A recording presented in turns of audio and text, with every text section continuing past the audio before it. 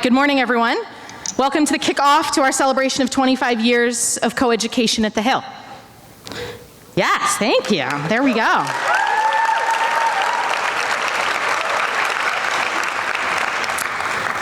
For those of you who don't know me, my name is Confer Martens. I'm Hill class of 2002.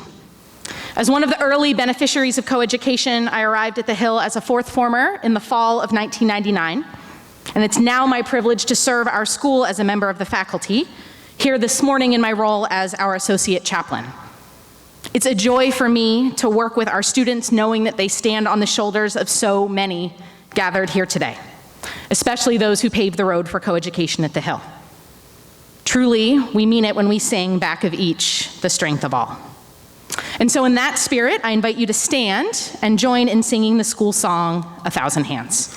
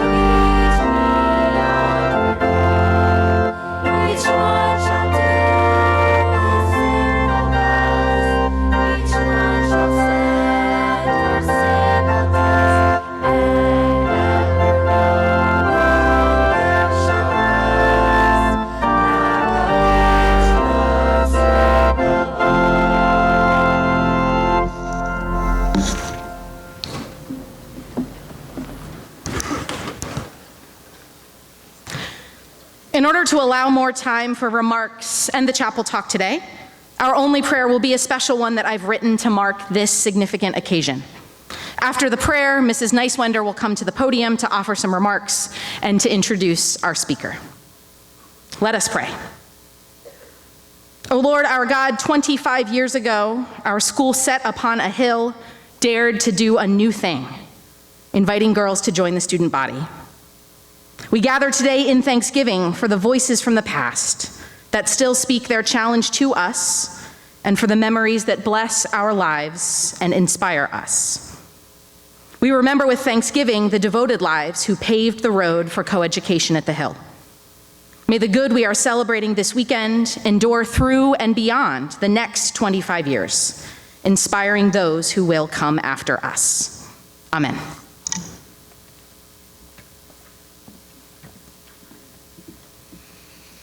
Good morning. It is my honor to kick off the celebration of coeducation.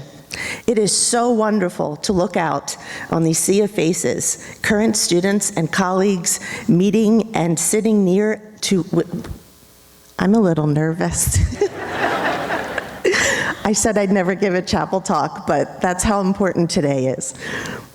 Again, it is wonderful to look out on a sea of faces, all the current students and colleagues meeting others who are so near and dear to me that we welcome home today. I'll never forget my first day at the Hill. It was 1986, and I walked into the dining hall sporting a Cyndi Lauper Madonna perm. Now, I'm from Delco, PA, So my hair was coming into the room before I was, okay? If you know, you know, and I wish Mr. Mullen was here. He will confirm that that is the Delco hairstyle. I was also wearing a hot pink wool blazer into a sea of navy blue. What was I thinking? I did not get the memo. Every head turned as if they just saw an alien.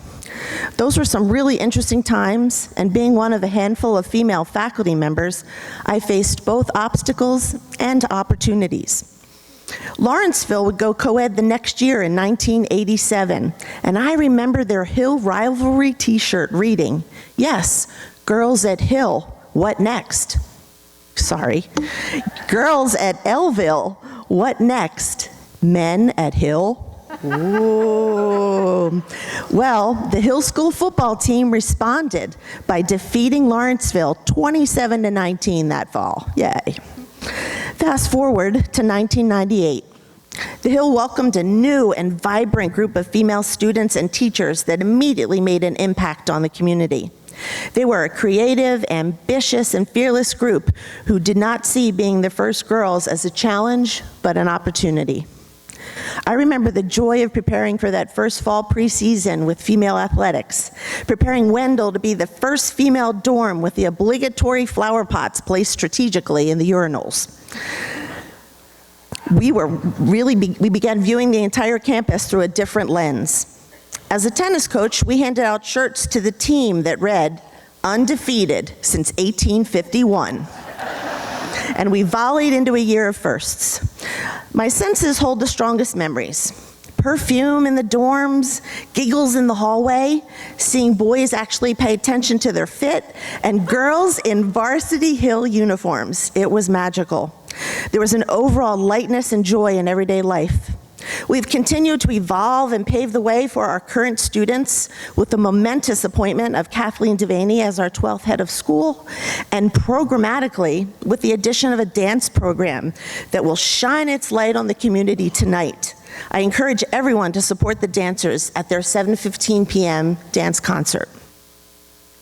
Great schools take the time to reflect and review to maintain their vitality and strength of purpose. The Hill community realized a coeducational environment best prepares young people intellectually, socially, and psychologically for the world in which they will live and work, and today we enjoy the benefits of that historic decision.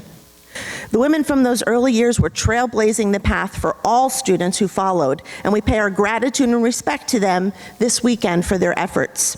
One of those trailblazers is our chapel speaker today, Courtney Steltz, as I met her, Neese. She's a member of Hill's class of 2000 and one of the first 89 groundbreaking young women to enroll at the Hill in the fall of 1998 during that first year of coeducation. During her time as a student, she was a head prefect and captain of both the varsity soccer and basketball teams.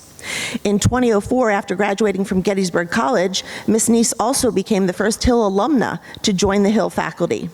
She currently serves as the Edward Tuck Hall Distinguished Chair of English and the Athey Family Master Teacher of English, and has been an assistant coach of girls soccer and softball, served as a dorm parent in Wendell and Rolfe dormitories, as an advisor to my daughter, so very near and dear, and a faculty advisor to the Record. And most recently, she served as chair of the Coeducation Celebration Committee, which we are enjoying this weekend, the fruits of her efforts. She also holds her master's degree from the University of Penn and was the recipient of two of the Hill's most prestigious prizes for faculty, the Giamatti Award for Excellence in House and Dormitory Parenting in 2011 and the Woodward Master Teacher Award in 2018. Ms. Neese and her husband Jeff, also a member of the class of 2000 and Hill's Director of Capital Giving, reside in East Faculty Village with their two daughters, Mackenzie, class of 2027, and Campbell, class of 2028. Please join me in welcoming Mrs. Neese.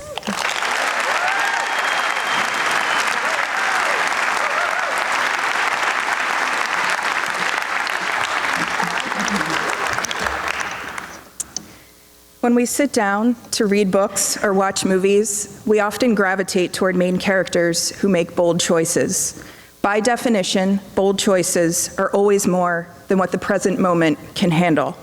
They threaten the familiar and stable life around us. They often make us uneasy. They often make those around us uncomfortable. So human nature causes us to shy away from them, But in reality, what each of us has grown accustomed to today was created entirely by others who had the courage to make the bold choices. When we look around Hill's campus, it's hard to imagine a time when all genders didn't coexist here. It took a series of many people making the boldest choices to make Hill what it is today.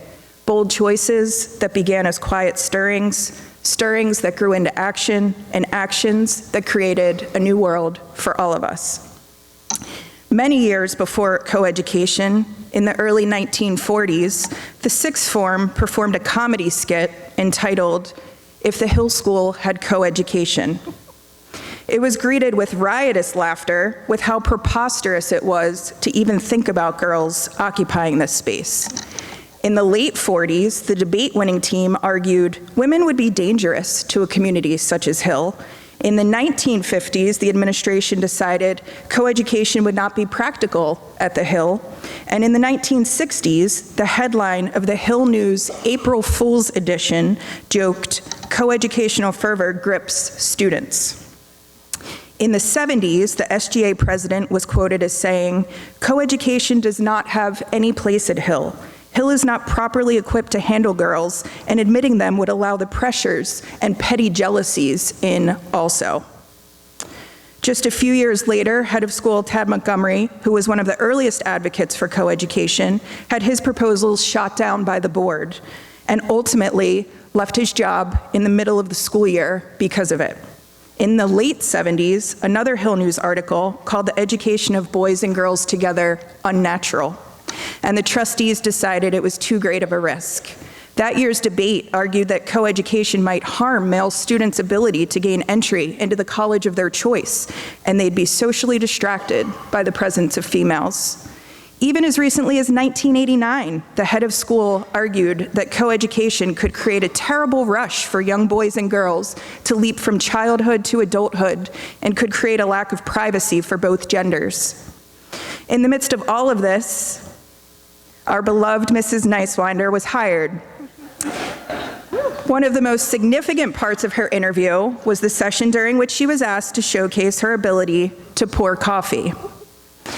Even though she was single-handedly transforming our Hill School musical program into the powerhouse it is today, and even though she was the first female varsity head coach in the school's history, part of her job would still entail pouring coffee for the male faculty every night after seated dinner. And 1 year later, Mrs. Nelson arrived. Mrs. Nelson had trailblazing in her blood. She followed in the footsteps of her legendary mom, Mrs. O'Shaughnessy, who worked here following a time when pregnant spouses were not allowed in the dining hall or other campus facilities because it might give male students the wrong idea. Pantsuits were forbidden for females, and male faculty members were treated to maid service by the school while women were gifted shiny new vacuums. Faculty wives baked and served desserts on Valentine's Day to the whole community, and girls were brought in by the busload from sister schools to attend school dances. The faculty at that time was comprised of mostly single males, but thankfully contained, or soon would, in addition to Mrs. Neiswender, Mrs. Nelson, and Mrs. O'Shaughnessy, a few other heroic women, like Mrs. Bodie, Mrs. Skitko, Doc Malone, Kay Doherty, Jennifer Legore, Karen Walbridge, Ann Henry, and Ann Marshall. Thankfully, 147 years after the Hill's founding, new head of school, David Doherty, made the bold choice to pursue coeducation here at Hill. When the Board of Trustees, then chaired by Charlie Frank and supported by the first two female trustees in the Hill's history, Jean McEnany and Mary Beth Moore, met in Orlando, Florida, with none other than our own Mr. Gettings in attendance, they made the courageous choice to vote yes on admitting females into the 1998-99 school year. What ensued over the next few years is virtually impossible to capture in words. Some teachers chose to leave. Others made the bold choice to stay. Many young girls chose not to apply or to turn their acceptance down, but 89 brave women made the bold decision to attend. The 8th grade, or second form, was eliminated to make room for the first class of females, and all boarding females were housed in Wendell Dormitory, which coincidentally is the only dorm on campus named after a woman. As one of the first 89 women, the trepidation for me came fast and furious. Shortly after my acceptance, I attended my revisit day. Back then, when you revisited Hill, you spent the night so you could get a full sense of what the boarding experience was like. Since Hill was an all-boys school at the time, they had to convert a bedroom in a faculty apartment in Dutch Village into a dorm room for me to stay in. The dorm parent, a true icon, Jim Reif Snyder, invited his dorm into his home for a dessert social after dinner. The 14 boys in attendance merely stared at me. No one talked to me, no one asked me any questions, no one so much as even attempted to get to know a single thing about me. They treated me like a complete outsider, in large part because I was a girl. It wasn't the first time I was treated differently because I was female, and it certainly wasn't the last. A few weeks after my revisit day, I watched news coverage of the graduation of the last all-male class. Student after student jumped into the Dell wearing t-shirts that said, in big bold letters, "The last proud class." What the students, of course, meant was that the school would never be proud again because moving forward, each class would forever be tainted by females. But still, 89 of us made the bold choice to accept our invitations into the first coeducational class in the history of the Hill. And in the fall of 1998, we walked onto this campus, planting the seeds on a path that has absolutely flourished over the last 25 years. We were greeted by news cameras and newspaper reporters, but we were uninterested in the fanfare, wanting simply to be high school students, to focus on our classes and our sports and our music. And oddly enough, as a few weeks passed, new t-shirts began popping up around campus, ones that said in big bold letters, "The first proud class." For me, one proud class after another quickly followed, as one by one, Hill named our first female prefects, SGA senators, team captains, presidents of the Honor Council, and presidents of the school, as we hired our first female department chairs, assistant heads of school, chaplain, academic deans, and just finally this past year, our first female head of school with Miss Devaney. For the women on this campus, it took many years before they were able to exist in this space, feeling as though they had a right to be here, feeling as though they weren't fraudulent, trespassing in someone else's school. There's a certain profound beauty that happens when you encounter a struggle of this magnitude. It's nearly impossible to recognize it in the moment when you're in the trenches. But what many of us grew to understand was that the struggle would in many ways go on to propel us into beautiful places we never imagined possible. It took many of us a long time to learn it was okay to be proud of ourselves and how we handled our stories. The silent battles we fought, the moments we had to humble ourselves, the times we wiped our own tears. We learned to celebrate our strengths, to triage our own self-worth. In the moments when the burden was too much for us to possibly bear on our own, we turned to each other and our trusted advisors, teachers, and coaches. Our people became the allies who entered the trenches with us, the ones with whom we could laugh through the most challenging chapters, the ones who became the putty that filled the spaces where we had started to lose little pieces of ourselves. I would imagine many of you in this room can relate to being treated differently at some point in your life because of your gender, your sexual orientation, your skin color, your race, your religion, your weight, your height, your beliefs, or how you identify. I've known the terrible paralysis, the self-loathing, made even worse by a poised facade. But rather than withdraw from the discomfort, we threw ourselves into it. I would encourage you to do the same. When you make the bold choice to stop letting others dictate your worth, that is where you will find your belonging. In any given moment, Abraham Maslow says, we have two options: to step forward into growth or to step back into safety.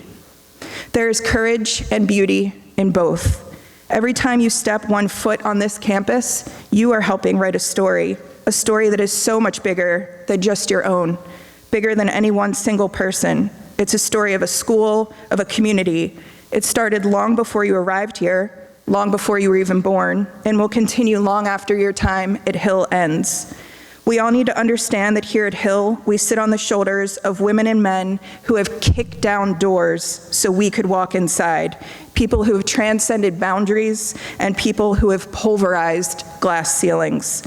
Men and women who have won Olympic medals, competed in professional sports, become world-class composers, received diagnoses like cancer and MS and ALS and Parkinson's, birthed children, lost children, healed people, saved lives, changed lives, become politicians, become activists, traveled the world, run marathons, run schools, climbed Mount Everest, fallen in love, fallen out of love, fought in wars, and flown fighter jets. People who have made the boldest choices. To sit on their shoulders is to have the responsibility of pausing to appreciate the burden they had to bear so we all can be here today. The burden that enables each and every one of us to sit in these same CFTA seats, to take this very stage, to don Hill athletic jerseys, to work toward a Hill School diploma. Each of you, like every single Hill alumni who came before you, is here to decide if your life, your relationships, and your world are true and beautiful enough for you. If they are not, I challenge you to admit it, and then make the bold choice to cut ties with whatever is not true and beautiful, and start building a new life with what is. You alone decide how your story unfolds, what your experience becomes. Your bold choices dictate what you stand for and what you stand against. It's possible for things to be both immensely difficult and intensely beautiful at the same time. It's all a part of the experience that was made possible by so many who came before you, but the experience that you now get to make into your own. The insecurity, the experience. The failure, the experience. The regret, the experience. The joy, the experience. The camaraderie, the experience. And the bold choices, the experience. And so if there's one thing you walk away from this talk with today, I hope it taught you about your own strength by showing you ours. We quickly learned the fastest way to find success was together, to reach for the woman's hand behind us and to pull her up too. Many generations before us pitted women against each other. But in my world, I choose to surround myself with people like Mrs. Eccleston and Mrs. Yinger and Mrs. Balla, whose instinct it is to lift each other up. I encourage you to find those people in your life and make it the norm, not the exception. I hope you break through every box, every mold, every barrier, and every stereotype you've ever been placed in. I hope you claim your space, and I hope you make the bold choice to make your Hill experience and your life beyond Hill unapologetically yours.